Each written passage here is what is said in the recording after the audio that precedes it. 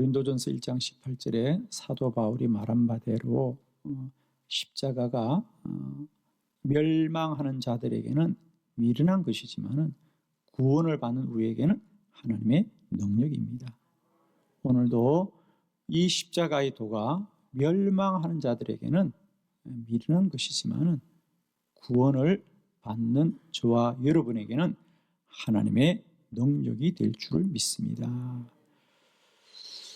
이렇게 부끄러운 십자가, 세상 사람들은 미련하다고 하는 십자가가 어떻게 우리에게는 하나님의 능력이 될까? 그것은 바로 예수 그리스도의 신비 속에 있는 거죠. 어떻게 이 십자가가 세상 사람들에게는 미련하고 부끄럽고 수치스러운 것인데 구원을 받는 우리에게는 하나님의 능력이라 그랬어요. 오늘 말씀을 통하여 이 십자가 위에서 이루시는 하나님의 놀라운 구원의 역사를 우리가 말씀을 통해 깨닫기를 바라고 그 중심에 예수 그리스도가 가지신 신비가 있습니다. 오늘 말씀을 통하여 예수 그리스도의 세 가지 신비를 우리가 잘 깨달아서 다시 한번 구원받은 크신 은혜를 누리고 십자가를 통하여 날마다 새 힘을 얻는 저와 여러분 되기를 축원합니다. 첫 번째 신비는 예수님은 속죄 제물이고 대제사장입니다. 히브리서 9장 11절로 12절 말씀을 우리 한 절씩 교독합니다. 11절 그리스도께서는 장래 좋은 일에 대제사장으로 오사 손으로 짓지 아니한 것 곧 이 창조에 속하지 아니한 더 크고 온전한 장막으로 말미암아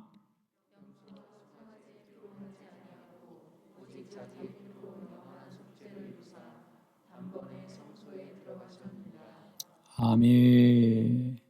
오늘 본문에 보면 11절에 그리스도께서는 장래 좋은 일에 대제사장으로 오셨습니다. 우리 주님은 이 땅에 대제사장으로 오신 줄로 믿습니다.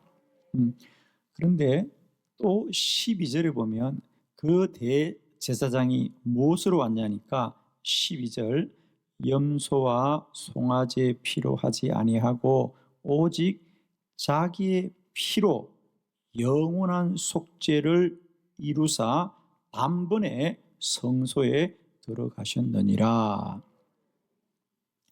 11절에는 예수님이 이 땅에 대제사장으로 오셨다고 말하고 12절에는 그 예수님이 이 땅에 어린 양의 번제물 곧 속죄 제물로 우리에게 오셨다. 오직 자기의 피로 영원한 속죄를 이루셨다 그러거든. 자, 대제사장은 제사를 집례하는 사람입니다. 그렇죠? 그런데 속죄물은 뭐죠? 양이나 염소입니다.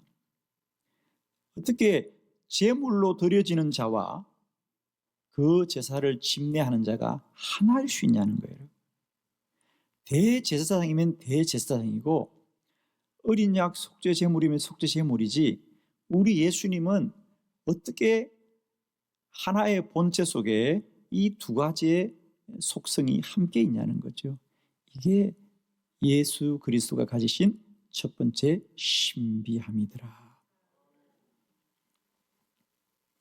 어떻게 예수님이 한 분이신데 그 안에 속죄 제물이고 또한 대제사장일까?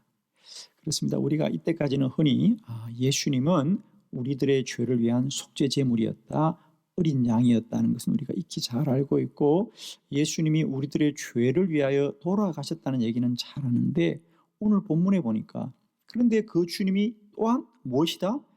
대제사장이다라는 거죠. 자, 우리가 히브리서 4장 15절의 말씀을 한번 보면서 대제사장이 무엇인지를 알기를 원합니다. 함께 봉독합니다. 시작. 우리의 연약함을 동정하지 못할까 아니요 모든 일에 우리와 똑같이 시험을 받으신 이로되 죄는 없으시리다. 아멘. 자, 예수님이 우리에게 속죄 제물인 건 잘 알겠는데 그 예수님이 또한 속죄 제물일 뿐 아니라 대제사장이라는 것을 성경은 무엇으로 설명하느냐 하니까 오늘 본문에 우리에게 있는 대제사장은 우리의 연약함을 동정하지 못하실 리가 아니요 모든 일에 우리와 똑같이 시험을 받으시되 이르되 죄는 없으시니라. 대제사장은 어떤 사람이냐? 죄가 없는 사람이다. 여러분 아시는 바대로 대제사장은 뭘 하는 사람인가? 이스라엘 백성들이 1년에 한 번 대속죄일에 모든 백성들의 죄를 용서받을 때 이제 번제단에서 양이나 염소를 잡으면 그를 태우고 그 피를 가지고 대제사장 한 사람만이 성소를 지나서 지성소에 들어가서 하나님 앞에 그 피를 법궤의 네 기둥에다가 이렇게 칠하고 다시 나옵니다. 그 지성소에는 아무도 들어가지 못합니다. 오직 한 사람만 들어가는데 그 사람이 누구냐? 대제사장이다. 왜 일반인들은 들어갈 수 없느냐? 그 지성소에는 하나님의 영광이 임하기 때문에 죄인인 자들이 들어가면 그 죄로 인하여 심판을 받기 때문에 오직 1년에 한 번 대제사장만이 지성소를 들어간다는 것은 뭐냐? 대제사장에게는 죄가 없는 분이다.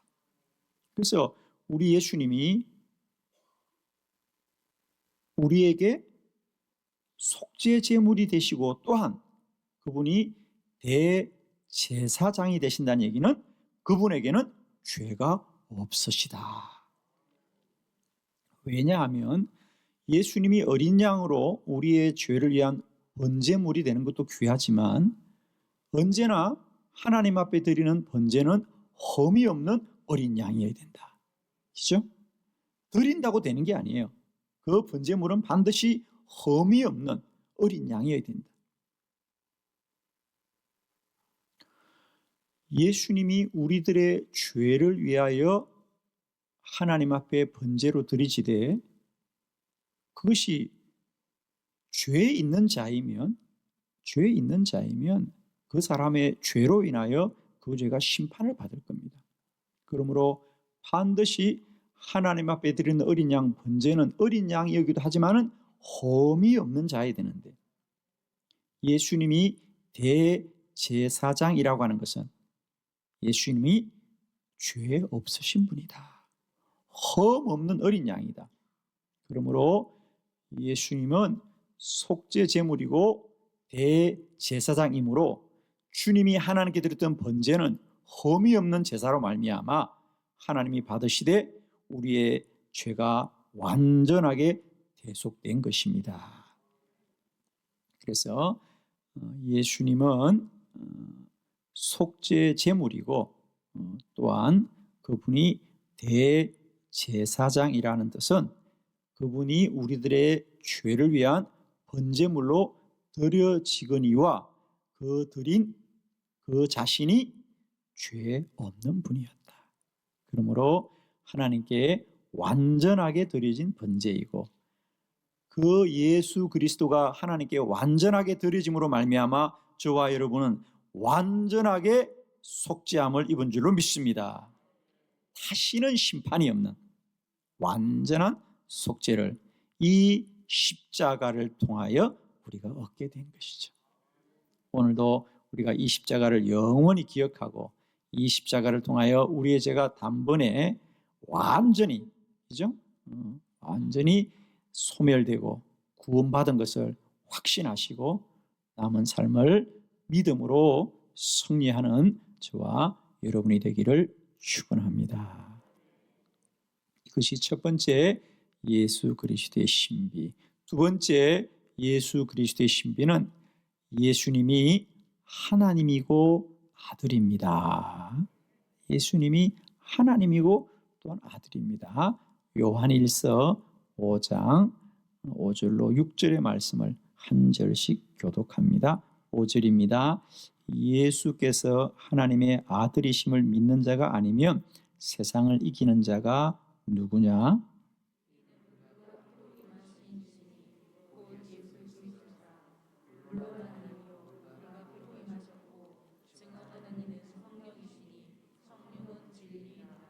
아멘. 예수님의 두 번째 신비는 예수님은 하나님이고 아들이다. 그 말은 무엇이냐?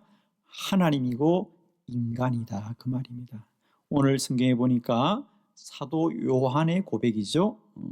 예수님과 가장 가까웠던 그 사도 요한이 고백하기를 예수께서 하나님의 아들이심을 믿는 자가 아니면 세상을 이기는 자가 누구냐는 거예요. 우리는 예수님을 믿되 그분이 하나님이고 또한 아들임을 반드시 믿어야 합니다. 그래야 세상을 이깁니다. 세상을 이긴다는 뭐냐? 세상의 죄를 이길 수 있다는 거다.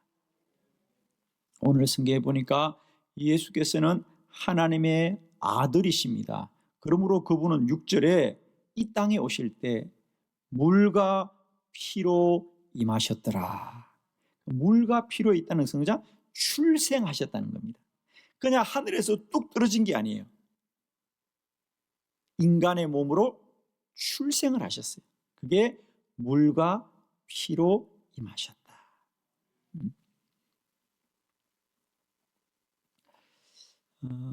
주는 그리스도시요 살아계신 하나님의 아들입니다. 주님은 그리스도 메시아이지만 또한 하나님의 아들로서 우리에게 오셨습니다.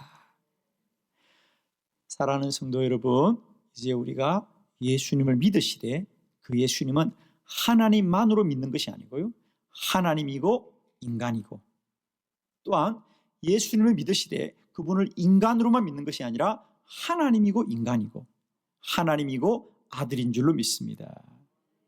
우리는 반드시 이 예수님의 이중성을 믿어야 할 줄 믿습니다, 여러분. 아멘이시죠? 우리가 이 신비를 믿음으로 깨달으셔야 됩니다. 그래야 우리의 복음이 견고하게 설 줄 믿습니다. 십자가가 미련한 것이 아니라 우리에게 하나님의 능력이 될 줄 믿습니다. 왜 성경은 우리에게 계속해서 예수 그리스도는 하나님이고 아들입니다, 하나님이고 인간입니다 라고 왜 하느냐 하면, 여러분, 예수님은 이 땅에 우리의 대속주로 오셨는데 누군가가 우리의 대속주가 되기 위해서는 두 가지의 조건이 충족이 돼야 되겠죠. 첫 번째는 뭐냐 하면, 누군가가 우리의 죄를 갚아주려면 그 자신이 죄가 없는 자여야 우리의 죄를 갚아줄 수 있지 않겠습니까? 예를 들면 어떤 남자가 잘못해서 감옥을 가게 되었습니다. 그런데 그 사람은 참 가난한 집이라서 그 사람이 감옥을 가면 가족들이 다 생활을 할 수가 없습니다. 그 일을 안타깝게 여겼던 친구가 재판장에게, 재판장님, 제 친구는 너무 가난해서 친구가 감옥에 살면 그 가족이 다 굶어 죽을 수밖에 없습니다. 그러니 제가 친구 대신 감옥에 가 있겠습니다. 제 친구를 좀 내보내주세요. 얼마든지 그럴 수 있습니다. 그런데 문제는 친구를 위해서 감옥 가겠다는 그 사람을 알아보니까 그 사람도 죄가 있어. 그러면 그 사람이 감옥에 가는 것은 친구의 죄를 속해주는 것이 아니라 자기 죄 때문에 가는 거잖아요. 그렇죠? 그러므로 우리가 누군가의 죄를 대신 갚아주려면 그 사람에게 죄가 없어야 된다. 자, 우리 인간의 죄를 대속하기 위해서는 죄 없는 사람이 인간의 죄를 대속할 수 있는데, 여러분, 이 땅에 인간 중에 죄 없는 자가 아무도 없다 그랬어요. 그죠? 의인은 없나니 아무도 없다 그랬습니다. 그러므로 이 땅에서 인간의 죄를 위하여 대속할 수 있는 분은 오직 예수 그리스도 한 분밖에 없습니다. 그래서 우리 예수님이 이 땅에 오신 거죠. 두 번째, 그런데 우리 인간의 죄를 속하려면 죄 없는 존재이긴 해야 되지만은 그 사람이 사람 중에 한 사람이어야 되죠. 우리 중에 한 사람이어야 우리의 죄를 대손 갚는 거죠. 그죠? 어느 나무나 식물이나 어느 동물이나 짐승이 인간의 죄를 대신할 수 없는 거 아닙니까? 그래서 사람 중에 누군가가 사람의 죄를 대신 져야 되는데, 그래서 하나님이신 예수 그리스도가 인간의 몸을 입고 이 땅에 오셨습니다. 할렐루야. 예수 그리스도가 하나님이고 아들인 놀라운 신비는 오직 저와 여러분의 죄를 대속하기 위함인 줄 믿습니다. 할렐루야. 이제 우리는 예수님을 믿되 그 예수님은 하나님이고 아들입니다.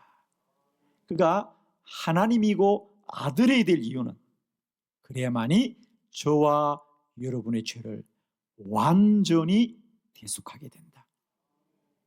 오늘 우리가 이 고난주일에 다시 한번 주님이 십자가에 돌아가셨음을 영광스럽게 찬양하고 예배하게 되는 것은 그 십자가가 부끄럽거나 미련스러운 것이 아니라 저와 여러분을 구원하는 하나님의 능력이 되기 때문입니다. 오늘도 그 십자가를 찬양하고 그 십자가를 날마다 선포하며 나아가는 저와 여러분 되기를 바라고, 이 고난주간 한 주간에 이 십자가의 은혜를 더 깊이 누리고 고백하고 또 이 십자가가 하나님의 능력이 되어지시기를 그리스도 예수의 이름으로 축원합니다. 세 번째 신비입니다. 예수님의 세 번째 신비는 죽은 자 가운데서 부활하였습니다. 자, 베드로전서 1장 3절의 말씀을 우리 다 같이 크게 합독합니다. 시작.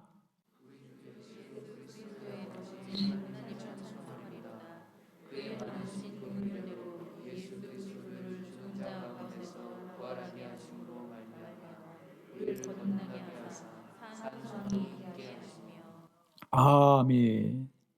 자, 사도 베드로입니다. 예수님의 가장 가까운 제자였죠.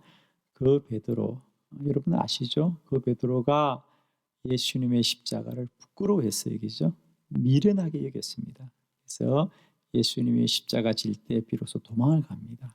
예수님이 기적과 이적과 표적을 행할 때는 예수님의 가장 가까운 제자였는데, 예수님이 십자가를 앞에 두고 대제사장의 집에서 신문을 받을 때 사람들이 이 베드로도 저 예수님과 한패라고 할 때 그는 3번이나 부인하면서 나는 그의 이름을 들어본 적도 없다라고 부인했다. 왜? 십자가가 미련해 보이고 십자가가 부끄럽기 때문에. 자, 그런데 오늘 그 베드로의 고백을 한번 여러분 들어보세요. 얼마나 놀라운지. 오늘 그는 이렇게 말하죠. 우리 주 예수 그리스도의 아버지 하나님을 찬송하리로다. 그의 많으신 긍휼대로 예수 그리스도를 죽은 자 가운데서 부활하게 하심으로 말미암아 우리를 거듭나게 하사 산 소망이 있게 하시도다. 할렐루야. 오늘 베드로는 뭐라 그래요? 그래요. 자기도 처음에는 이 십자가가 미련한 것이고 부끄러운 줄 알았는데 예수님이 부활한 것을 볼 때에 그리스도를 죽은 자 가운데서 부활하게 하심으로 말미암아 우리를 거듭나게 하셨어. 우리에게 산 소망이 있게 하시도다. 그렇습니다. 많은 사람이 지금까지 십자가를 바라보면서 그 십자가를 미련하고 부끄럽게 생각했던 것은 단순히 예수님이 죽었고 예수님이 실패했다고 생각하는데, 예수님은 죽고 실패한 것이 아니라 우리들의 죄값으로 들이신 것이고, 그분은 죽은 지 사흘 만에 다시 사망의 권세를 이기고 부활하셔서 우리를 거듭나게 하시고 우리를 다시 살게 하신 것이다. 할렐루야. 예수님이 부활하셨기 때문에 우리가 거듭나게 되었고 우리의 죄의 용서가 확정되게 되었다는 거죠. 이것이 무슨 말입니까? 자, 여기에 놀라운 신비가 있습니다. 예수 그리스도는 죽고 다시 부활하셨다. 여러분, 세상에 죽으면 죽는 것이지 다시 사는 이가 어디 있겠습니까? 오직 인류에 나타난 분 예수 그리스도만이 부활하신 분이다. 자, 이 신비를 한번 여러분과 함께 나누기를 원합니다. 여러분, 예수 그리스도가 다시 살고 부활한 것은 이 베드로에게도 놀라운 신비였습니다마는 똑같이 예수의 죽음과 십자가를 미련하고 부끄럽게 생각했던 사도 바울의 고백도 있습니다. 우리 다 같이 로마서 4장 25절 바울의 고백이죠. 다시 한번 봉독합니다. 시작.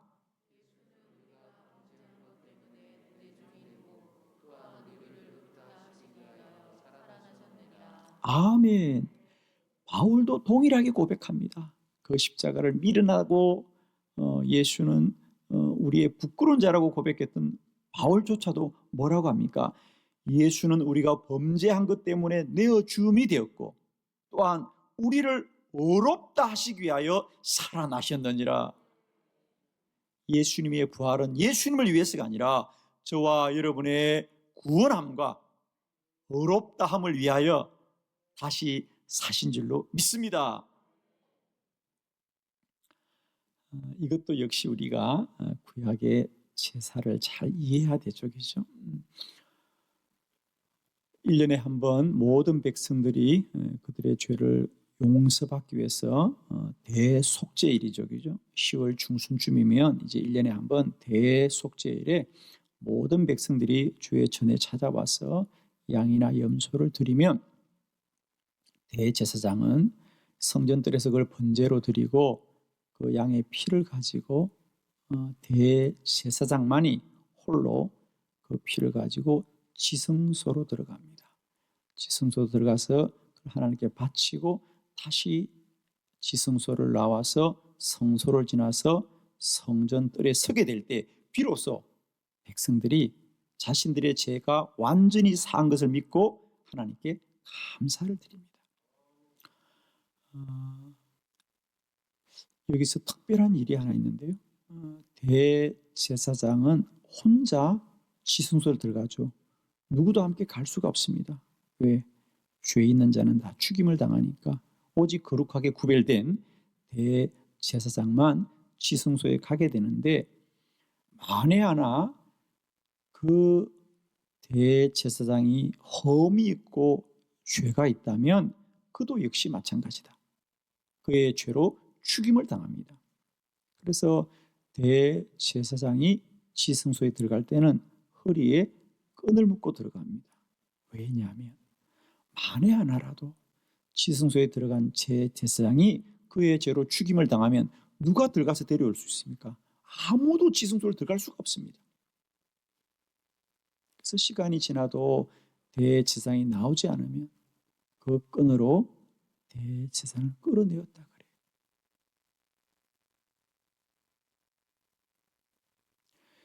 대제사장은 반드시 살아나와야 됩니다. 왜?